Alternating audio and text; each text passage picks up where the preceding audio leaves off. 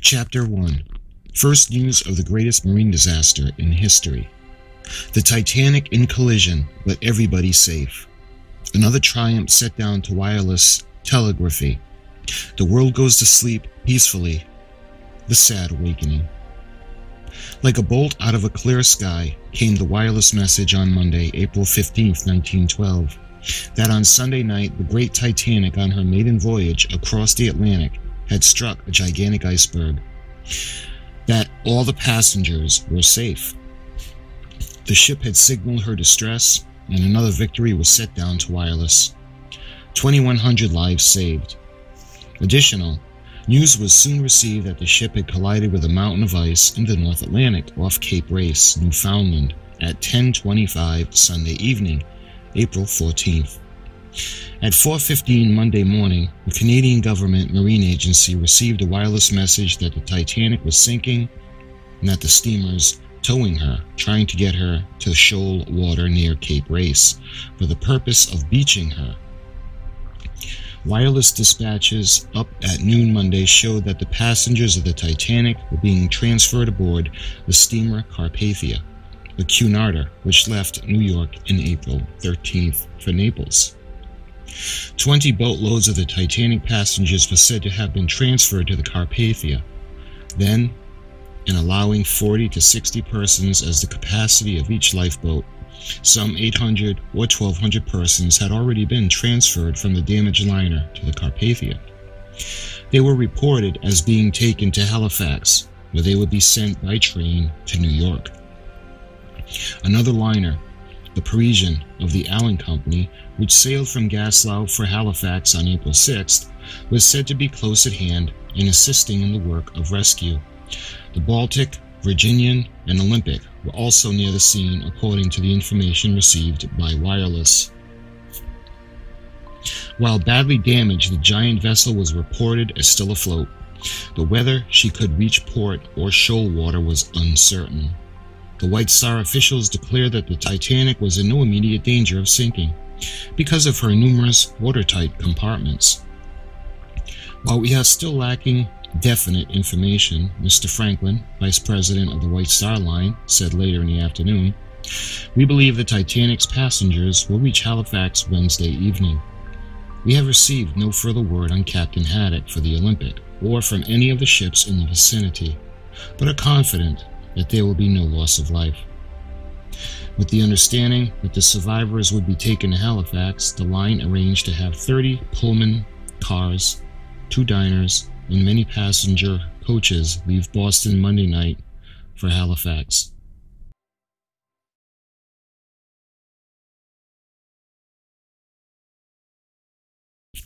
Chapter 2. The most sumptuous palace afloat. Dimensions of the Titanic, capacity, provisions for the comfort and entertainment of passengers, mechanical equipment, the army of attendants required. Many of the modern steamships have been described as floating hotels, but the Titanic was more than a hotel. She was a fairy palace, undreamed of 10 years ago. Her owners described her as a combination of hotel and private residence. for more than any other vessel, even more than her sister ship, the RMS Olympic. She was built to supply any demand for accommodation that might be put on her. It was possible on the Titanic to have an apartment as complete in detail as the finest city home, even to the matter of fireplaces. In various ways, she was just a little larger than the Olympic. Her length of 882 feet 6 inches was just about equal to the distance from the center of the intersection of 5th Avenue and 42nd Street, New York, to a point 50 feet north of the building line on 45th Street. Her widest 92-foot section would just nicely fill the space between the curbs on 5th Avenue, while her 104 feet of depth from the navigating bridge to her keel would bring her up pretty nearly level with Sherry's building. Inside of the great steel hull, there were 8 steel decks known as the boat, promenade, bridge, shelter, saloon, upper, middle, and lower. And at the ends, there were others known as orlops, but not listed as real decks. Nobody has yet taken the trouble to figure out how many tons of steel there were in the vessel itself, but the owners put the stamp, largest vessel afloat, on her. By their statements, she had 45,328 gross tons, or a few hundred more than the Olympic. As she rested on the water, she displaced 60,000 tons of water. It was only through her construction that shipbuilders learned what this meant. For now, they find that displacing such a volume of water by a moving ship causes a dangerous suction. It will be recalled that this suction was sufficient when the Titanic was leaving Liverpool to cause the hawsers on the steamship New York to snap as the big ship went by and the smaller one was drawn from her berth almost into a collision. 2 main ideas were carried out in the Titanic. One was comfort and the other was stability. The vessel was planned to be ocean ferry. She was to have a speed of only 21 knots, far below that of some of the modern vessels. But she planned to make that speed, blow high or blow low, so that if she left one side of the ocean at a given time, she could be relied on to reach the other side at almost a certain minute of a certain hour.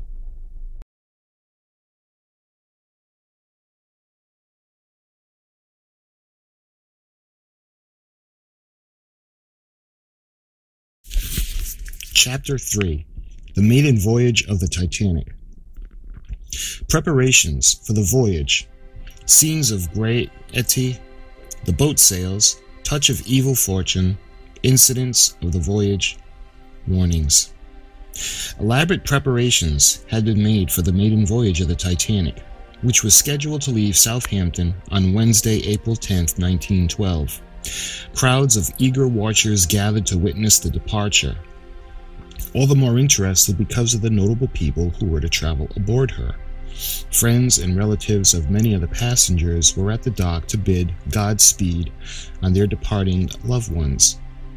The passengers themselves were usually gay and happy. Majestic, a beautiful ship rested on the water, a marvel of shipbuilding herself, worthy of any sea. As this new queen of the ocean moved slowly from her dock, no one questioned her construction. She was fitted with an elaborate system of watertight compartments, calculated to make her unsinkable. She had been pronounced the safest, as well as the most sumptuous Atlantic liner afloat. The big vessel had, however, a touch of evil fortune. Before she cleared the harbor of Southampton, as she passed down the steam her immense bulk, she displaced 66,000 tons, drew the waters after her with an irresistible suction that tore the American liner New York from her moorings. 7 steel hawsers were snapped like twine, and the New York floated toward the White Star ship. A collision, however, was averted. It was a misadventure similar to that which took the place of the Titanic's sister ship Olympic, then also under Captain E.G. Smith. Suction brought a collision of the Olympic with the cruiser Hawk, and the Olympic went to dry dock for expensive repairs. A special court of inquiry placed the blame on the mighty suction.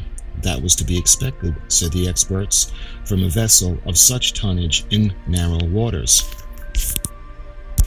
But avoiding harm and more fortunate at the outset than the Olympic, the Titanic set out gaily for this side of the Atlantic. It was ready for her up in the Chelsea improvement of the North River waterfront, an enlarged pier, 1,000 feet long, an improvement secured by a special commission of which R.A.C. Smith was the head. The vessel voyaged pleasantly and evenly. Ships that spoke of her reported that she was living up to the anticipations of the builders and of her line. Following the usual course of the great Atlantic carriers, she swung along the usual westbound lane until south of the Grand Banks she came to turn for her direct westward course. One fact, however, had not been taken into account, was that the immense danger from floating icebergs.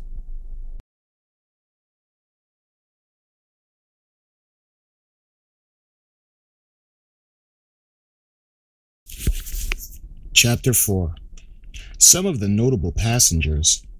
Sketches of prominent men and women on board: John Jacob Astor, Benjamin Guggenheim, Isidor Straus, J. Bruce Ismay, G.O.D. Widener, Colonel Washington Roebling, Cos M. Hayes, W. M. T. Steed, and others. The maiden voyage of the Titanic was all the more important because of the number of prominent passengers aboard. Many of these had purposely delayed sailing or had hastened their departure, that they might be among the first passengers on the great vessel called Titanic. There were aboard 6 men, with fortunes ran into tens of millions, besides many other persons of international note. Wealth and fame, unfortunately, are not proof against fate. The most of these notable passengers perished as pitiably as the more humble steerage passengers did. The list of notables included Colonel John Jacob Astor, head of the Astor family, whose fortune is estimated at $150 million. Isidor Straus, merchant and banker, $50 million. J. Bruce Ismay, managing director of the International Mercantile Marine, $40 million. Benjamin Guggenheim, a head of the Guggenheim family, $95 million. George D. Widener, son of P.A.B. Widener, transaction manager and financer, $5 million. Colonel Washington Roebling, builder of the Great Brooklyn Bridge. John B. Thayer, second vice president of the Pennsylvania Railroad. Charles M. Hayes, president of the Grand Trunk Railway. W. T. Steed, famous publicist. Jacques Futrelle, journalist. Major Archibald Boat, military aide to President Taft, and Francis D. Millet, one of the best-known American painters. John Jacob Astor was returning from a trip to Egypt with his 19-year-old bride, formerly Miss Madeline Force, to whom he was married in Providence, September 9, 1911. He was head of the family whose name he bore, and one of the world's wealthiest men. He was not, however, one of the world's idle rich, for his life of 47 years was a well-filled one. He had managed the family estate since 1891, built the Astor Hotel, New York, was colonel of the staff of Governor Levi P. Morton, and in May of 1998 was commissioned colonel of the United States Volunteers. After assisting Major General Breckinridge, Inspector General of the United States Army, he was signed to duty on the staff of Major General Shafter and served in Cuba during the operations ending in the surrender of Santiago. He was also the inventor of the bicycle brake, the pneumatic road improver, and the improved turbine engine.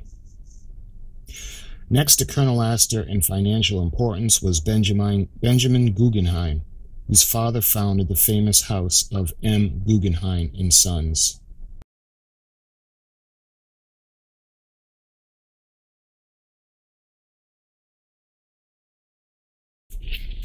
Chapter 5. The Titanic strikes an iceberg. The danger not realized at first. An interrupted card game. Passengers joke among themselves. The real truth dawns. Panic on board. Wireless calls for help. The magnificent liner was plunging through a comparatively placid sea, on the surface of which there was much mushy ice here and there and a number of comparatively harmless-looking foes. The night was clear and stars visible. First Officer Murdoch was in charge of the bridge. The first intimation of the presence of the iceberg that was received was from the lookout in the crow's nest. They were all so close upon the iceberg at this moment that it was practically impossible to avoid collision with it. Vain trial to clear berg. The first officer did what others started. The alert commander had done under similar circumstances. That is, he made an effort by going full speed ahead on the starboard propeller and reversing his port propeller, simultaneously throwing his helm over to make a rapid turn and clear the berg. The maneuver was not successful. He succeeded in saving his bows from the crushing and crashing into the iceberg head-on, but nearly the entire length of the underbody of the great ship on the starboard side was ripped. The speed of the Titanic, estimated to be at least 21 knots, was so terrific that the knife-like edge of the iceberg spur protruding under the sea cut through her like a can opener. The shock was almost imperceptible. The first officer did not apparently realize that the great ship had received her death wound, and none of the passengers, it is believed, had the slightest suspicion that anything more than a usual minor sea incident had happened. Hundreds who had gone by to their berths were asleep, were awakened by the vibration. Bridge game not disturbed. To illustrate the placidity with which practicality and all the men regarded the incident, it is related that 4 who were in the smoking room playing bridge calmly got up from the table, and after walking on deck and looking over the rail, returned to their game. One of them had left his cigar on the card table, and while the 3 others were gazing out at the sea, he remarked that he couldn't afford to lose his smoke, returned for his cigar, and came out again. The 3 remained only a few moments on deck.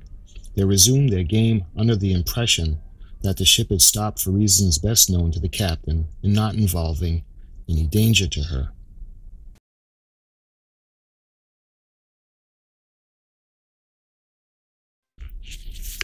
Chapter 6. Women and Children First.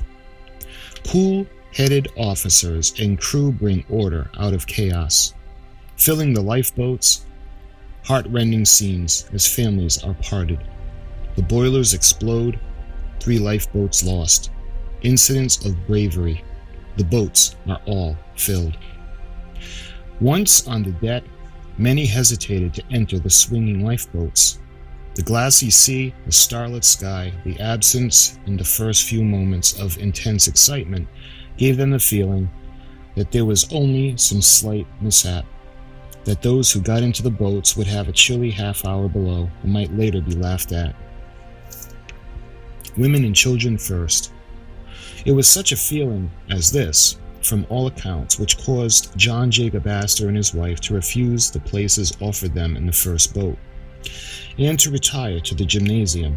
In the same way, H.J. Allison, a Montreal banker, laughed at the warning and said, his wife, reassuring by him, took her time dressing. They and their daughter did not reach the Carpathia. Their son, less than 2 years old, was carried into a lifeboat by his nurse and was taken in charge by Major Arthur Poucham. The administration felt by the passengers and crew for the maliciously appointed vessel was translated, in those first few moments, into a confidence which, for some, proved deadly. Coolest men on board.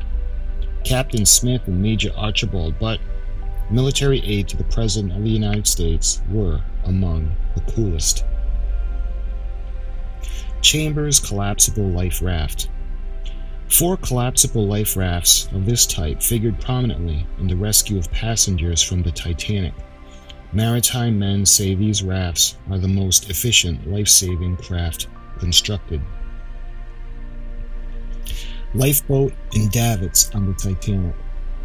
A diagram shows very clearly the arrangement of the lifeboats and the manner in which they were launched.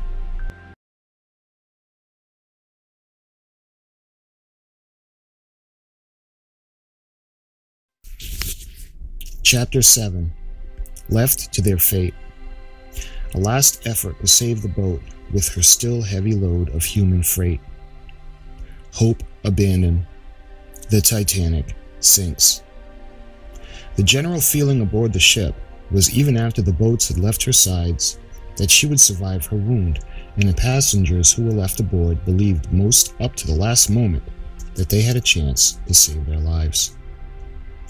William T. Stead, the famous English journalist, was so little alarmed that he calmly discussed with one of the passengers the probable height of the iceberg after the Titanic had shot into it. According to this passenger, who was among those taken off in the boats, Mr. Stead, believing there were not the slightest danger of the vessel's floundering, returned to his stateroom and presumably died there. The captain and officers behaved with the utmost gallantry, and there was perfect order and discipline in the launching of the boats, and even among those who were aboard after all hope had been abandoned for the salvation of the ship. Left to their fate. Many women went down with the ship. Steerage women who were unable to get to the upper decks where the boats were launched. Maids who were overlooked in the confusion. Cabin passengers who refused to desert their husbands or who reached the decks after the last of the lifeboats were gone, and the ship was settling for her final plunge to the bottom of the Atlantic. Confidence in the ability of the Titanic to remain afloat led many passengers to death.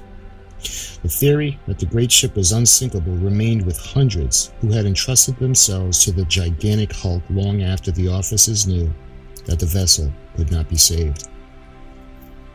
Captain washed overboard. Murdoch's last orders were the quartermaster Moody and a few other petty officers who had taken their places in the rigid discipline of the ship and were lowering the boats. Captain Smith came up to him on the bridge several times and then rushed down again. They spoke to one another only in monosyllables. The bearded admiral of the White Star Line fleet, with every life-saving device launched from the decks, was returning to the deck platform. The sacred office was going down with his ship, and when a wave sprang over the side, tore him from the ladder. The Titanic was sinking rapidly by the head, with the twisting, siding, sidelong motion that was soon to aim on her course 2 miles down.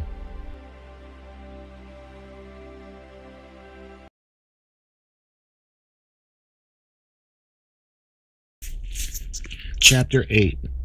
The Call for Help Heard. Other ships alter their course. Rescuers on the way. Have struck an iceberg. Badly damaged. Rush aid. Seaward and landward, J.G. Phillips, the Titanic's wireless man, had hurled the appeal for help. By fits and starts, for the wireless was working unevenly and blurringly. Phillips reached out to the world, crying the Titanic's peril. A word or two, scattered phrases, now and then connected sentences, made up the message that sent a thrill of apprehension for 1,000 miles east, west, and south of the doomed liner.